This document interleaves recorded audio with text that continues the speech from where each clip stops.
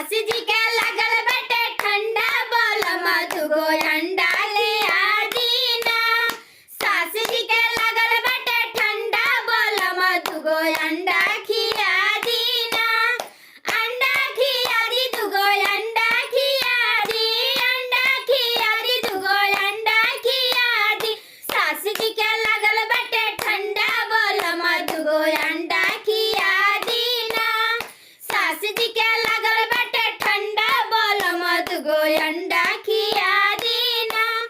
सास जी कर रही है तो लइका खेलई है। सास जी कर रही है तो लइका खेलई है। दुनु जना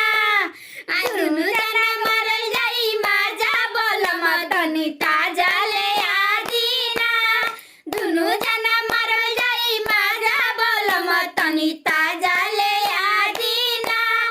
सास जी के लागल बाटे ठंडा बोलम दुगो